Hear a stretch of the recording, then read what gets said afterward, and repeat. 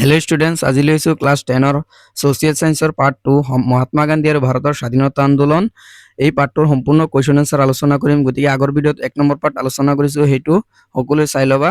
আৰু এতিয়া সম্পূৰ্ণ ইম্পৰ্টেণ্ট কুৱেশ্যন যিবিলাক আছে সেই গোটেইকেইটা আলোচনা কৰিম। পৰীক্ষাত আহিব পৰা আৰু তোমাৰ যিবিলাক জানিবলগীয়া ষ্টেণ্ডাৰ্ড নোট এইটো চাই যোৱা। গতিকে এইটোত আলোচনা কৰিম। 1 নম্বৰ কুৱেশ্যন, সত্যাগ্ৰহ কাক বোলে? কোন তিনিটা স্থানীয় বিবাদৰ ক্ষেত্ৰত গান্ধীজীয়ে ইয়াক প্ৰয়োগ কৰিছিল? তিনিটা বিবাদৰ বিষয়ে লিখা। সত্যাগ্ৰহ মানে সত্য আৰু অহিংসাৰ ওপৰত প্ৰতিষ্ঠিত অন্যায়ৰ বিৰুদ্ধে কৰা এক শান্তিপূৰ্ণ প্ৰতিবাদ। আধ্যাত্মিক আন্দোলনক সত্যাগ্ৰহ বুলি কোৱা হয়, অৰ্থাৎ সত্যৰ প্ৰতি আগ্ৰহ। সত্যাগ্ৰহ মানে হৈছে সত্যৰ প্ৰতি আগ্ৰহ। তিনিটা স্থানীয় বিবাদ। গান্ধীজীয়ে ভাৰতলৈ অহাৰ পিছত পোনপ্ৰথমবাৰৰ বাবে চম্পাৰণ, খেৰা আৰু আহমেদাবাদত সত্যাগ্ৰহ প্ৰয়োগ কৰিছিল। এই বিবাদসমূহৰ বিৱৰণ তলত উল্লেখ কৰা হ'ল। চম্পাৰণৰ সত্যাগ্ৰহ 1917 চনত বিহাৰৰ চম্পাৰণৰ নীল খেতিয়কসকলে ব্ৰিটিছৰ জমিদাৰসকলে জোৰকৈ নীল খেতি কৰিবলৈ বাধ্য কৰাইছিল আৰু তাত শোষণ কৰিবলৈ বিচাৰিছিল, আৰু এই গান্ধীজীয়ে ইয়াৰ বিৰুদ্ধে সেইকাৰণে সফলভাৱে প্ৰতিবাদ কৰি আন্দোলন কৰিছিল। তাৰ পিছৰটো আছে খেৰা সত্যাগ্ৰহ। খেৰা 1918 চনত গুজৰাটৰ খেৰা জিলাত দুৰ্ভিক্ষৰ বাবে খেতি নষ্ট হোৱাৰ পিছত ব্ৰিটিছে জোৰ-জুৰুমকৈ খাজনা আদায় কৰিব বিচাৰিছিল। গান্ধীজীৰ নেতৃত্বত কৃষকসকলে খাজনা দিয়া বন্ধ কৰিছিল আৰু আন্দোলন কৰিবলৈ সক্ষম হৈছিল। 3 নম্বৰ, আহমেদাবাদৰ মৰাপাট কলৰ ধৰ্মঘট। 1918 চনত আহমেদাবাদৰ কাপোৰ কলৰ মালিক আৰু শ্ৰমিকসকলৰ মাজত বোনাছ আৰু দৰমহা বৃদ্ধিক লৈ হোৱা বিবাদত গান্ধীজীয়ে শ্ৰমিকসকলৰ হৈ অনশন কৰে আৰু শ্ৰমিকৰ দৰমহা 35% বৃদ্ধিত সফলতা লাভ কৰে। তাৰ পিছত কুৱেশ্যন, খিলাফত আন্দোলন কিয় হৈছিল? আৰু ভাৰতত খিলাফত আন্দোলন হোৱাৰ 4টা কাৰণ লিখা।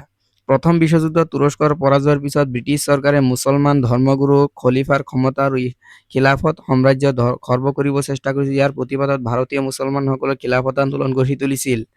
খিলাফত আন্দোলন গঢ়ি উঠাৰ 4টা কাৰণসমূহ হ'ল: 1 নম্বৰ কাৰণ, ব্ৰিটিছ চৰকাৰৰ তুৰস্কৰ চুলতান বা খলিফাক কৰা অপমান। তাৰপিছত আছে 2 নম্বৰ, ইছলামৰ পবিত্ৰ স্থানসমূহ খলিফাৰ নিয়ন্ত্ৰণৰ পৰা আঁতৰাই নিয়াৰ ব্ৰিটিছৰ আঁচনি। 3 নম্বৰ আছে তুৰস্ক সাম্ৰাজ্য ভাঙি টুকুৰা কৰাৰ ব্ৰিটিছ নীতি। তাৰ পিছত আছে 4 নম্বৰ, ব্ৰিটিছ চৰকাৰৰ প্ৰথম বিশ্বযুদ্ধৰ সময়ত ভাৰতীয় মুছলমানসকলক খলিফাৰ সুৰক্ষাৰ বাবে দিয়া প্ৰতিশ্ৰুতি ভংগ কৰা। এইবোৰ কাৰণৰ ফলত খিলাফত আন্দোলন হৈছিল। তাৰ পিছত আছে অসহযোগ আন্দোলন কি? ইয়াৰ কাৰ্যসূচী কি আছিল?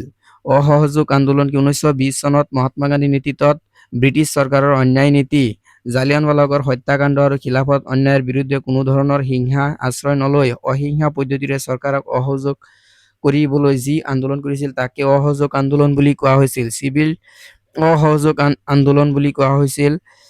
আৰু ইয়াৰ কাৰ্যসূচী 2টা ভাগত ভাগ কৰিব: বৰ্জনমূলক আৰু গঠনমূলক বা গ্ৰহণমূলক। চৰকাৰী উপাধি, পদবী বা সন্মান ত্যাগ কৰা। তাৰ পিছৰ পইণ্ট, চৰকাৰী স্কুল, কলেজ, আদালত আৰু বিদেশী কাপোৰ কানি আদি সম্পূৰ্ণৰূপে বৰ্জন কৰা। তাৰপিছতে স্বদেশী কাপোৰ বা খাদী কাপোৰ আৰু যঁতৰৰ ব্যৱহাৰ বৃদ্ধি কৰা। 3 নম্বৰ আছে হিন্দু মুছলমানৰ মাজত একতা আৰু অস্পৃশ্যতা দূৰীকৰণৰ বাবে কাম কৰা। একতা বৃদ্ধি কৰা আৰু অস্পৃশ্যতা। তাৰপিছত আছে আইন অমান্য আন্দোলনৰ মূল বৈশিষ্ট্যসমূহ কি আছিল? আইন অমান্য আন্দোলন 1930 চনত গান্ধীজীৰ নেতৃত্বত ঐতিহাসিক দাণ্ডি যাত্ৰাৰ জৰিয়তে আইন অমান্য আন্দোলন আৰম্ভ হৈছিল। এই আইন অমান্য আন্দোলনৰ মূল বৈশিষ্ট্যসমূহ আছিল এনেধৰণৰ। ইয়াৰ বৈশিষ্ট্য: 1 নম্বৰ, সৰ্বসাধাৰণ মানুহে চৰকাৰী টেক্স বা খাজনা দিয়া বন্ধ কৰিছিল। 2 নম্বৰ পইণ্ট, ব্ৰিটিছ চৰকাৰৰ বনোৱা নিমখ আইন বা লোণ আইন ভংগ কৰি নিজ হাতে নিমখ তৈয়াৰ কৰিছিল। আৰু এই আন্দোলনত ভাৰতীয় মহিলা সমাজে বিপুল সংখ্যাৰে সক্ৰিয়ভাৱে অংশগ্ৰহণ কৰিছিল। তাৰপিছত আছে বিদেশী বস্তু সূতা আৰু সুৰাৰ দোকানৰ সন্মুখত পিকেটিং কৰা হৈছিল। তাৰ পিছৰ কুৱেশ্যন আছে ভাৰত ত্যাগ আন্দোলনৰ ওপৰত এটি টোকা লিখা। ভাৰত ত্যাগ আন্দোলন 1942 চনৰ 8 আগষ্ট তাৰিখে মুম্বাইৰ নিখিল ভাৰত কংগ্ৰেছ কমিটিৰ অধিৱেশনত মহাত্মা গান্ধীৰ নেতৃত্বত ভাৰত ত্যাগ আন্দোলনৰ প্ৰস্তাৱ গ্ৰহণ কৰা হয় আৰু গান্ধীজীয়ে দেশবাসী কৰিম নহ'লে মৰিম, ডু অৰ ডাই মন্ত্ৰ বা শ্লোগান দিছিল। আৰু ব্ৰিটিছ চৰকাৰৰ আন্দোলন আৰম্ভ হোৱাৰ লগে লগে গান্ধীজীসহ শীৰ্ষ নেতাসকলক গ্ৰেপ্তাৰ কৰে আৰু ইয়াৰ ফলত আন্দোলনটো নেতৃত্বহীন হৈ পৰে যদিও সাধাৰণ জনতাই স্বতঃস্ফূৰ্তভাৱে জঁপিয়াই পৰে আৰু এই আন্দোলনত উগ্ৰ হৈ পৰে আৰু ঠায়ে ঠায়ে ৰেলপথ, ডাকঘৰ, থানা আদি ধ্বংস কৰা হয়। ব্ৰিটিছে ইয়াক কঠোৰ হাতেৰে দমন কৰে, কিন্তু ই ব্ৰিটিছ শাসনৰ ভেটি জোকাৰি পেলাইছিল। আৰু ইয়াকে ভাৰত ত্যাগ অৱশেষত 1947 চনত ভাৰত স্বাধীনতা লাভ কৰিছিল। তাৰপিছত আছে জালিয়ানৱালাবাগৰ হত্যাকাণ্ডৰ বিষয়ে বৰ্ণনা কৰা। 1919 চনৰ 13 এপ্ৰিল তাৰিখে পাঞ্জাৱৰ অমৃতসৰ জিলাৰ জালিয়ানৱালাবাগ নামৰ এখন খেলপথাৰৰ ৰাওলাট আইনৰ প্ৰতিবাদ কৰিবলৈ আৰু জনপ্ৰিয় নেতা ডক্টৰ শফিক উদ্দিন কিচলু আৰু ডক্টৰ সত্যপালৰ গ্ৰেপ্তাৰৰ বিৰুদ্ধে এখন শান্তি সভা অনুষ্ঠিত হয় বা গঠন হয়। সেইদিনা বৈশাখী উৎসৱ আছিল। সামৰিক প্ৰধান জেনেৰেল ডায়াৰে সশস্ত্ৰ বাহিনীলৈ কোনো সতৰ্কবাণী নিদিয়াকৈ সভাৰ একমাত্ৰ ঠেক প্ৰৱেশদ্বাৰেৰে বন্ধ কৰি নিৰীহ জনতাৰ ওপৰত গুলীবৰ্ষণৰ নিৰ্দেশ দিয়ে আৰু চৰকাৰী হিচাপত ৩৭৯ জন আৰু বেচৰকাৰী হিচাপত হাজাৰৰো অধিক লোক ইয়াত নিহত হয়। আৰু এই নৃশংস ঘটনাৰ প্ৰতিবাদ ৰবীন্দ্ৰনাথ ঠাকুৰে ব্ৰিটিছক নাইট উপাধি ঘূৰাই দিছিল আৰু ইয়াকে জালিয়ানৱালাবাগৰ হত্যাকাণ্ড বোলা হৈছিল। তাৰপিছত আছে গান্ধী আৰোণ চুক্তি কি, ইয়াৰ চৰ্তসমূহ কি কি আছিল। 1931 চনৰ 5 মাৰ্চ তাৰিখে মহাত্মা গান্ধী আৰু ভাৰতৰ ভাইচৰয় লৰ্ড আৰোণৰ মাজত এখন চুক্তি স্বাক্ষৰিত হয়। ইয়াকে গান্ধী আৰোণ চুক্তি বুলি কোৱা হৈছিল। ইয়াৰ চৰ্তসমূহ হ'ল কংগ্ৰেছে আইন অমান্য আন্দোলন স্থগিত ৰাখিব লাগিব। 2 নম্বৰ, গান্ধীজীয়ে দ্বিতীয় ঘূৰণীয়া মেজমেলত অংশগ্ৰহণ কৰিব লাগিব। 3 নম্বৰ, চৰকাৰে হিংসাত্মক কাৰ্যকলাপত লিপ্ত নোহোৱাসকলক ৰাজনৈতিক বন্দীক মুক্তি দিব লাগিব। 4 নম্বৰ, উপকূলীয় অঞ্চলৰ লোকসকলে নিজৰ ব্যৱহাৰৰ বাবে নিমখ তৈয়াৰ কৰাৰ অনুমতি দিব লাগিব।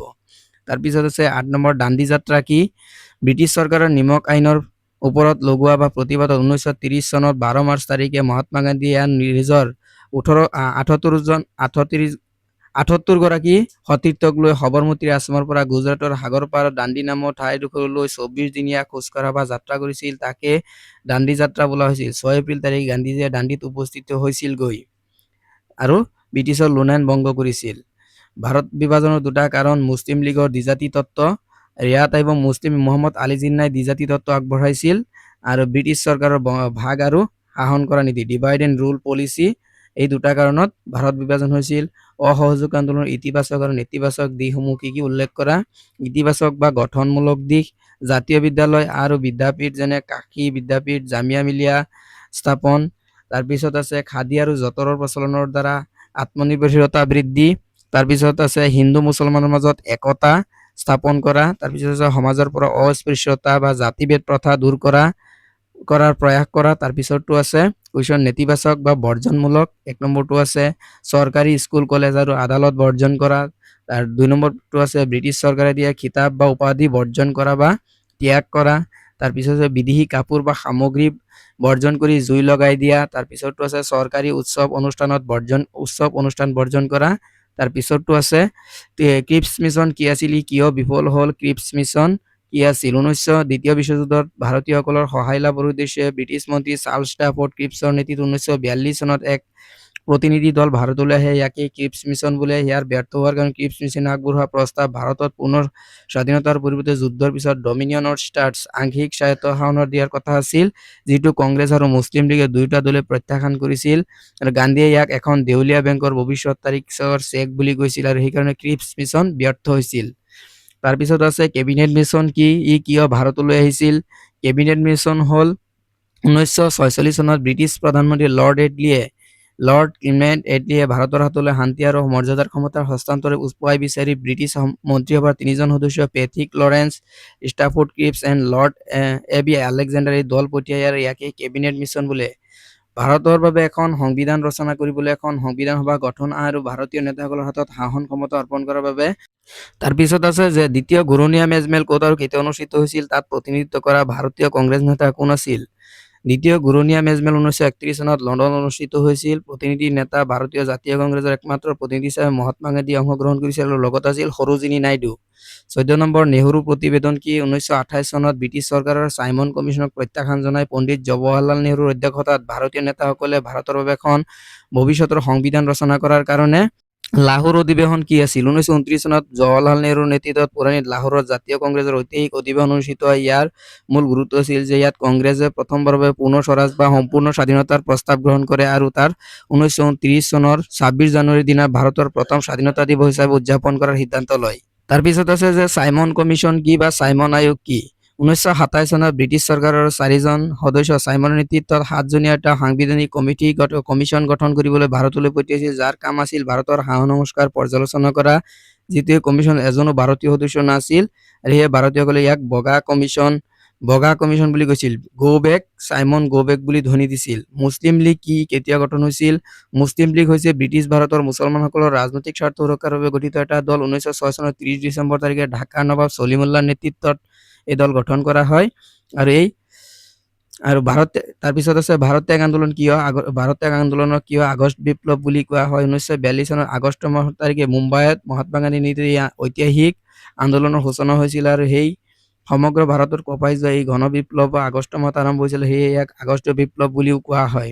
তাৰ পিছৰ কুৱেশ্যন আছে, পিছৰটোত দিয়া আছে যে ভাৰত ত্যাগ আন্দোলনৰ কাৰণসমূহ কি কি আছিল? ক্ৰিপছ মিছনৰ ব্যৰ্থতা ভাৰত ত্যাগ আন্দোলনৰ মূল কাৰণ। তাৰপিছত দ্বিতীয় বিশ্বযুদ্ধৰ বাবে ভাৰতত অত্যাৱশ্যকীয় সামগ্ৰীৰ মূল্য অস্বাভাৱিকভাৱে বৃদ্ধি পাইছিল আৰু খাদ্য সংকট দেখা দিছিল। জাপানৰ ভাৰত আক্ৰমণৰ ভাবুকি আৰু গান্ধীজীয়ে অনুভৱ কৰিছিল যে ব্ৰিটিছে ভাৰতত থকা ভাবি জাপানে আক্ৰমণ কৰিব পাৰে, গতিকে ব্ৰিটিছ তৎকালে আঁতৰি যাব লাগে। তাৰপিছত কুৱেশ্যন আছে, তাৰপিছৰ কুৱেশ্যন দিয়া আছে মহাত্মা গান্ধীৰ বিষয়ে এটি টোকা লিখা। মহাত্মা গান্ধীৰ বিষয়ে এটি টোকা লিখিব দিছে। মহাত্মা গান্ধীৰ সম্পূৰ্ণ নাম হ'ল মোহনদাস কৰমচান্দ গান্ধী। 1869 চনৰ 2 অক্টোবৰ তাৰিখে গুজৰাটৰ পোৰবন্দৰ নামৰ ঠাইত জন্মগ্ৰহণ কৰে। তেওঁ ভাৰতৰ স্বাধীনতা সংগ্ৰামৰ মূল কাণ্ডাৰী বা ৰাষ্ট্ৰপিতা বুলি তেওঁৰ জনা যায়। তেওঁ দক্ষিণ আফ্ৰিকাত বৰ্ণবৈষম্যৰ বিৰুদ্ধে যুঁজি ভাৰতৰ উভতি আহে আৰু সত্যাগ্ৰহ আৰু অহিংসা আন্দোলনৰ যোগেদি স্বাধীনতা আন্দোলনৰ পৰিচালনা কৰে আৰু তেওঁৰ নেতৃত্বত অসহযোগ আইন অমান্য আন্দোলন আৰু ভাৰত ত্যাগ আন্দোলন গঢ়ি উঠিছিল। সমাজ সংস্কাৰক অস্পৃশ্যতা বৰ্জনৰ কুটিৰ শিল্পৰ বিকাশত গুৰুত্ব দিছিল আৰু 1948 চনত 30 জানুৱাৰী তাৰিখে নাথুৰাম গডছে তেওঁক গুলীয়াই হত্যা কৰিছিল। ভাৰতীয় জাতীয় সেনাবাহিনীৰ বিষয়ে এটি টোকা লিখা। ইণ্ডিয়ান নেশ্যনেল আৰ্মি ভাৰতীয় জাতীয় সেনাবাহিনী ইণ্ডিয়ান নেশ্যনেল আৰ্মি বা আজাদ হিন্দ ফৌজ ধাৰণাটো প্ৰথম কেপ্টেইন মোহন সিঙে কৰিছিল, যদিও নেতাজী সুভাষ চন্দ্ৰ বসুৱে 1943 চনত ছিংগাপুৰত ইয়াৰ নেতৃত্ব গ্ৰহণ কৰি পুনৰ গঠন কৰে।